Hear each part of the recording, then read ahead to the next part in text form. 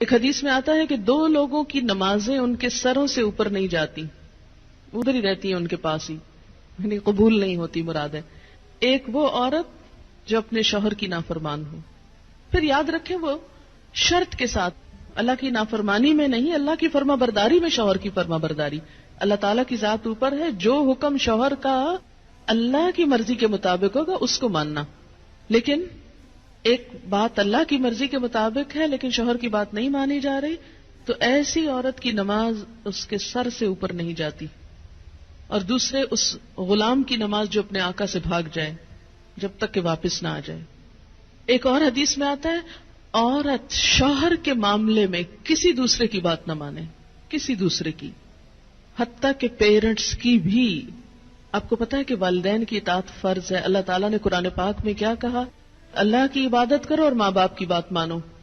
لیکن جب ایک عورت کی شادی ہو جاتی ہے تو اب اس کے لیے اس کا اصل گھر کون سا ہے؟ شوہر کا گھر ہے. اور اب اس کے لیے والدین کی اطاعت سیکنڈری ہے، شوہر کی اطاعت نمبر 1 ہو گئی ہے. پہلے والدین اس کی کفالت کر رہے تھے، اب شوہر اس کی کفالت کر رہا ہے. اب ایک نیا گھر بن رہا ہے. اس کے ڈسپلن میں کیا ہے کہ بیوی شوہر کی بات مانے، نہ کہ میکے کی ڈکٹیشن لیتی رہے روز ٹیلی فون پر. کیونکہ بہت آج کل جتنے کمیونیکیشن کے ذرائع بڑھ گئے اتنے ہی مسائل بڑھ گئے. اور اس کی ایک بنیادی وجہ کیا ہے کہ اچھے مشورے تو کم ہی ملتے ہیں، زیادہ تر ٹیلی فون بھی غیبت پروموٹ کرنے کا ذریعہ بن گئے. ایک دفعہ عورت ہو کے آتی ہے میکے سے تو موڈ بدلا ہوا ہوتا ہے. تو ایسی صورت میں اصل حکم کیا ہے کہ شوہر زیادہ اہم ہے. اب اس کی بات مانی. اور یہ کیوں اتنا سخت ڈسپلن رکھا گیا؟ کیونکہ جب تک ایک عورت کی وفاداری اس کے اپنے گھر سے نہیں ہوگی، گھر نہیں بنے گا. وہ بات میں ادھر بھاگی جا رہی ہے، یہ گھر خراب ہو رہا ہے. اب اس کی اہمیت، اس کی زیادہ اہم ڈیوٹی کیا ہے کہ اب وہ نئے گھر کی تعمیر کرے. اس لیے کہ شوہر نے مہر بھی دیا ہے، گھر دیا ہے، سب ضروریات پوری کر رہا ہے. اب آئندہ اللہ تعالیٰ نے ایک نئی نسل لانی ہے، ان کی تربیت ہے، ان کا کام ہے، اتنی ذمہ داریاں آنے والی ہیں. اب چھوڑو دھیان پیچھے کا، اب آگے کا سوچو. قدموا لانفسکم. تو اس لیے اور اللہ سے بڑھ کر ہمارے لیے مہربان، ہمارے لیے محبت کرنے والا، 70 ماؤں سے بڑھ کے پیار کرنے والا اور کون ہو سکتا ہے؟ یہ مشورے وہ ہم کو دے رہا ہے، یہ رہنمائی وہ ہمیں دے رہا ہے جو بظاہر ہمیں کڑوی نظر آتی ہے لیکن اسی کڑوی گولی میں شفا ہے. تیسری چیز، مال کی، گھر کی حفاظت. پیسے ضائع نہ کرے.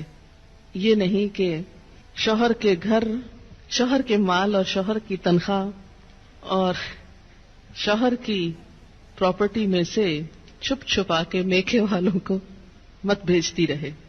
بہت سے فساد اس وجہ سے ہوتے ہیں کہ سسرال کو دینے کے لیے تو نمبر 2 مال ہوتا ہے اور میکے کو بھجوانے کے لیے پسندیدہ چیز.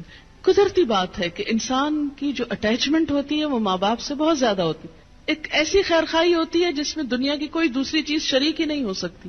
ظاہر ہے جنہوں نے جنم دیا، جنہوں نے پالا پوسا، ان کے ساتھ محبت اور خیرخواہی کیسے نہ ہو، وہ تو ہوگی، لیکن اس کی بھی حدود ہیں.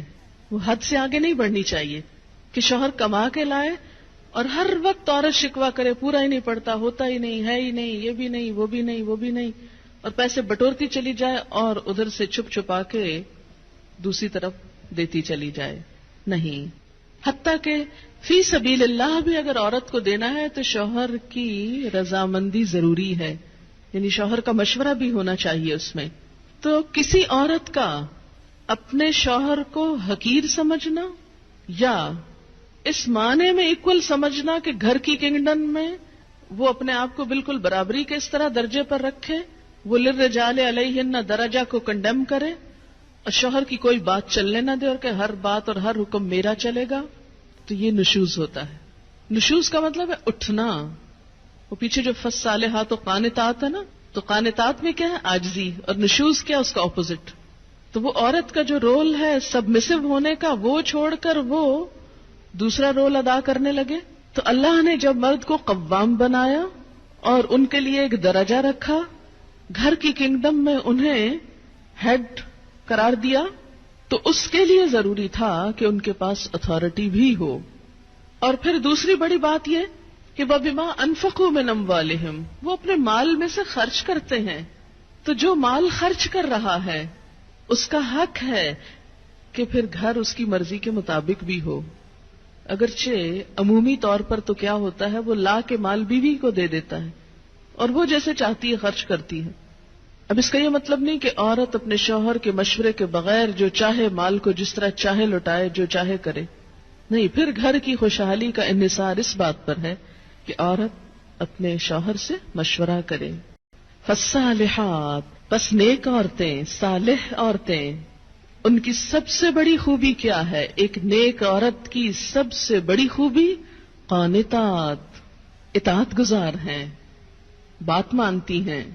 قنوت کا ترجمہ دو چیزیں ہوتی ہیں، ایک عاجزی اور ایک دوام. عاجزی کے ساتھ اطاعت اور مسلسل اطاعت. یہ نہیں کہ جب کوئی مرضی ہو، مقصد ہو، کوئی ضرورت ہو تو خوشامد کر لی اور اس کے بعد تو کون اور میں کون.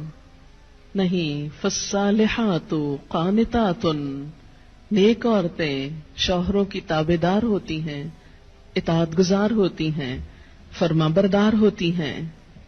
اس کی وضاحت نبی صلی اللہ علیہ وسلم کی ایک حدیث بہت اچھی طرح کرتی ہے. ابن ماجہ کی روایت ہے، آپ صلی اللہ علیہ وسلم نے نیک بیوی کی خوبیاں بیان کرتے ہوئے فرمایا، مومن کے لیے خوف خدا کے بعد سب سے زیادہ مفید اور باعث خیر نعمت نیک بیوی ہے.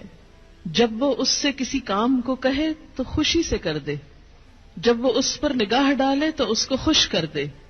یعنی بیوی کا حال حلیہ بھی ایسا ہونا چاہیے کہ جو شوہر کو خوش کرے، نہ کہ گھر میں میلی کچیلی اور ساری زیب و زینت بازار کے لیے. اور جب وہ اس کے بھروسے پر قسم کھا بیٹھے تو وہ اس کی قسم پوری کر دے. جب وہ کہیں چلا جائے تو وہ اس کے پیچھے اپنی عزت و آبرو کی حفاظت کرے، اور شوہر کے مال اور اسباب کی نگرانی میں شوہر کی خیرخواہ اور وفادار رہے. تو یہ ہیں ایک اچھی بیوی کی خصوصیات جو نبی صلی اللہ علیہ وسلم نے فرمائی، جو اس آیت کی بہترین وضاحت کرتی ہیں. نمبر 1 اطاعت، اور اطاعت میں کیا کہ کوئی کام کہے تو خوشی سے کرے. اور نمبر 2، اگر وہ بیوی کے بھروسے پہ قسم کھا بیٹھے تو اس کی قسم پوری کر دے. اور اس اطاعت میں صرف یہ اطاعت ہی نہیں آتی کہ وہ کہے کھانا لا دو تو لا کے رکھ دے، اور وہ کہے کہ بازار چلو تو ساتھ چل دے. اس اطاعت میں شوہر کی جسمانی ضرورت پوری کرنے کی اطاعت بھی شامل ہے، جسے بعض اوقات بہت سی پڑھی لکھی خواتین اپنے حق میں ایک ظلم سمجھنے لگتی. ایک دفعہ کہیں میری ملاقات ایک خاتون سے ہوئی، کیمبرج یونیورسٹی سے انہوں نے لاء میں ایم فل کیا تھا. تو مجھ سے کہنے لگی کہ میرا ایک مسئلہ ہے. میں نے کہا بتائیے. کہنے لگی کہ میرا شوہر مجھے ریپ کرتا ہے میری مرضی کے بغیر. میں نے کہا قانون پڑھ کے قانونی ٹرمز ہی گھر میں بھی استعمال ہوں گی. شوہر اور ریپ، میرا تو سر چکرا گیا. یہ بات بہت ڈھکی چھپی ہے لیکن چونکہ دین کا ایک حصہ ہے اس لیے بتانا ضروری ہے. بہت سے گھرانوں میں خرابیاں اور بہت سے گھرانوں میں لڑائیاں اور بدمزاجیوں کی جو روٹ کاز ہے وہ یہاں سے شروع ہوتی ہے، جسے کوئی نہیں کھولتا. نہ کوئی ماں بتاتی ہے، نہ کوئی استاد بتاتا ہے، نہ کوئی اور اچھا مشورہ دیتا ہے کہ اس معاملے میں اللہ نے شوہر کو حق دیا ہے اور عورت پر لازم کیا ہے کہ وہ شوہر کی اطاعت کرے. اور اس میں وہ حدیث آپ نے سن رکھی ہوگی اور عورتوں کو سنانے میں بڑی مشکل پیش آتی ہے مجھے ہمیشہ، اور عورتیں ایک دم اوفینڈ ہونے لگتی ہیں. لیکن بات یہ ہے کہ چونکہ اللہ کے رسول صلی اللہ علیہ وسلم نے فرمایا ہے اور ہم ان کا نام سن سن کے روتے ہیں محبت میں اور نعتیں سن سن کے جھومتے ہیں، تو یہ حکم بھی آپ کا مان لینا چاہیے اور اس حدیث کو بھی سن لینا چاہیے اتنی ہی خوشی سے جتنی خوشی سے ایک نعت سنتے ہیں. نبی صلی اللہ علیہ وسلم نے فرمایا، جب مرد اپنی بیوی کو اپنے بستر پر بلائے اور وہ نہ آئے تو صبح تک فرشتے اس پر لعنت کرتے ہیں. بخاری کی روایت ہے، کتاب النکاح. ٹھیک ہے اس میں کہ اگر بیوی بیمار ہے یا اسے کوئی ایسی تکلیف ہے یا کوئی جینون ریزن ہے تو اس میں اللہ تعالیٰ اتنے بے رحم نہیں ہے کہ وہ دیکھ رہے ہیں کہ ایک عورت بخار میں پڑی ہے اور اس کا شوہر اس سے مطالبہ کر رہا ہے اور عورت نے نہیں مانا تو اس پہ لعنت بھجوانی شروع کر دی جائے. نہیں، یہاں ایک نارمل حالات کی بات ہے کہ ایک عام حالات میں ایک عورت اگر اطاعت نہیں کرتی یا بات نہیں مانتی اور اسی لیے ایک اور حدیث ہے، حضرت ابو ہریرہ کہتے ہیں کہ آپ صلی اللہ علیہ وسلم نے فرمایا اگر عورت کا خاوند اس کے پاس موجود ہو تو وہ اس کی اجازت کے بغیر نفلی روزہ نہ رکھے۔ تو گویا شوہر کی اطاعت نمبر 1 عام روزمرہ زندگی کے کاموں میں کوآپریشن، اطاعت بمانا کوآپریشن ہے۔ طوعاً کا مطلب ہوتا ہے خوشی سے کام کرنا۔ نمبر 2 اس کی خاص ضرورت یا تقاضے کو پورا کرنے میں اطاعت۔ ہاں، کہاں اطاعت نہیں؟ جب وہ کوئی حرام کام کرنے کو کہے، جب وہ کوئی ناجائز کام کرنے کو کہے، جب وہ اللہ اور اس کے رسول صلی اللہ علیہ وسلم کی مرضی کے خلاف کام کرنے کو کہے۔ لا طاعت لمخلوق فی معصیت الخالق، مخلوق کی اطاعت جائز نہیں خالق کی نافرمانی میں۔